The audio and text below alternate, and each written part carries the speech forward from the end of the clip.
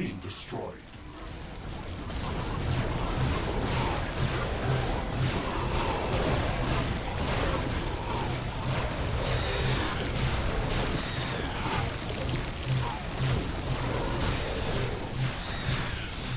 Base is under attack.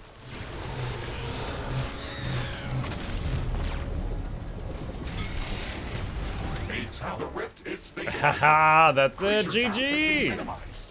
Congratulations, Ashley. GG. How did we ever live through that? That final With attack looked 3 absolutely eggs. impossible to withstand. One of the basic, Now I sorry, feel 2 of the like we can basic survive eggs, anything. 1 of the epic eggs, That's added into the brutal fight. unbelievable. It shouldn't be possible to survive through that onslaught. Someone failed designing this simulation.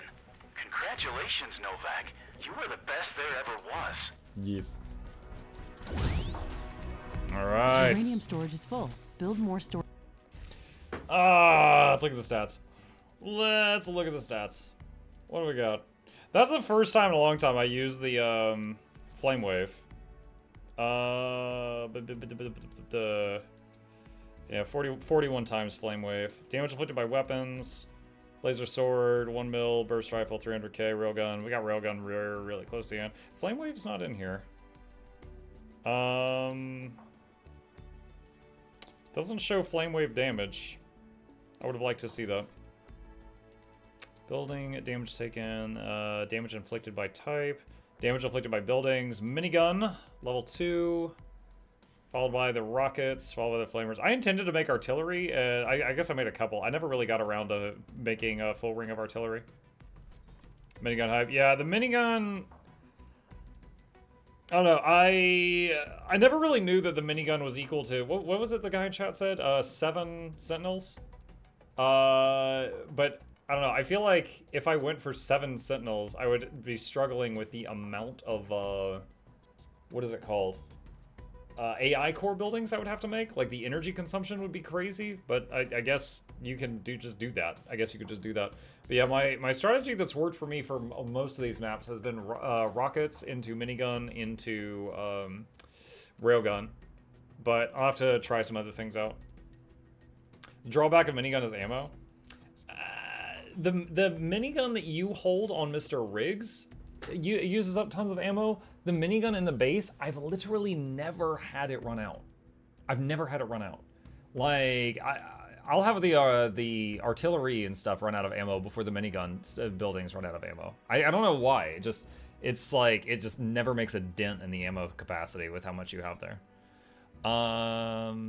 Let's see. We killed 16,000 enemies. 16k enemies. Let's continue for a minute, because there was a red egg down here. Base is under attack. We're saving it for a finale. Let's see if we can Wall pop that one too. destroyed. This one. Just to see if there's any account upgrades in there.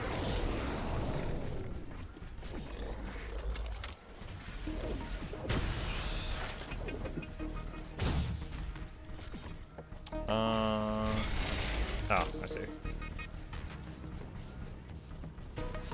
Minigun tower consumes 3 iron per second. So when you're talking about ammo, you're talking about the resources to make the ammo, not the ammo itself. Okay, I can understand that. Oh god, Baxmoths! Base is under attack. Oh god, Nurglaxes. Oh god, everything.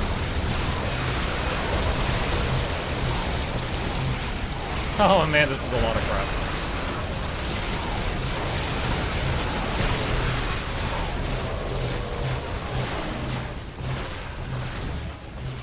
Oh no.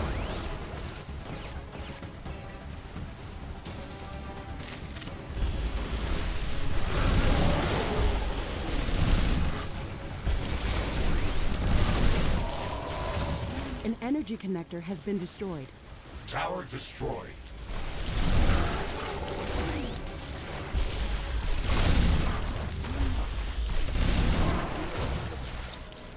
I will say when you get to an endgame base, the only thing that is a challenge is like Nurglaxes and Baxmoths, it feels like. But at the same time, I feel like they're too much. Also, what is that thing? What is he doing? Because like, If you got like just a ton of Baxmoths walking in, it's just like anything on the screen, like from 3 screens away, is just death. Hey, legendary acid mines.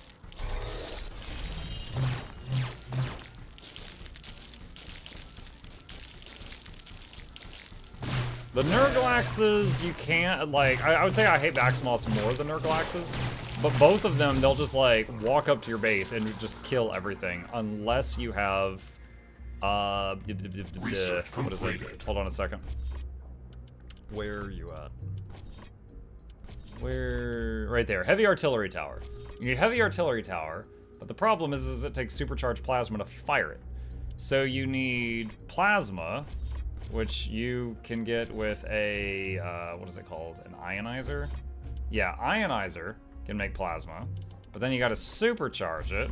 So you need a plasma converter to make supercharged plasma.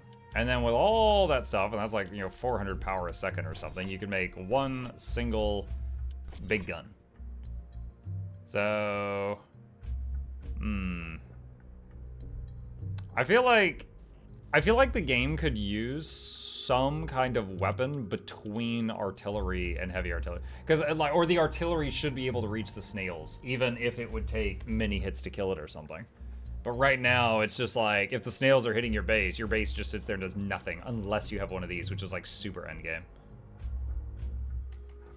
I think you are better than Void. I'm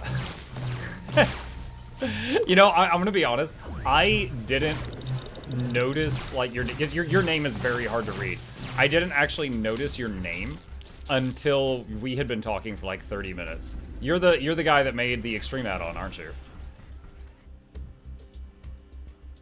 I'm pretty sure. Yep, yeah, alright. Yeah. Chat, this guy that we've been talking to, he's the guy that is like playing Brutal Survival on 500% difficulty. And I was like, hey, I tried your Extreme map, but he's like, oh, you're not ready for that. Dude, I thought he'd be flattered. He's like, oh wow, you tried it on stream? What did your community think of it? No, he's like, buddy, you're not ready. It was so funny. As far as better than Void, I don't think I've ever seen Void play. Void is either, keep in mind, I've only been on the Discord for less than a month. Void, I think, I've seen him talk on there. He's either a very veteran player or he is a developer. I don't know which. I know he's got, the colored text and name on the Discord for the Riftbreaker Discord. I was actually wondering if this is a dev. Well, I now know that he's one of the guys that makes mods. Void is the quality assurance of the dev team. Gotcha. Yeah, I mean, I don't know who I'm better than or worse. I know I'm worse than you because you said that you can do the survival maps on 500%, and I usually do them less than that. However, I also usually do with the chat integration. And if you're trying to do like 500% and then chat hits you with like 5 ion storms, an earthquake, and then like a Nurglax wave or something, I think even you would struggle under those conditions. I like to think so.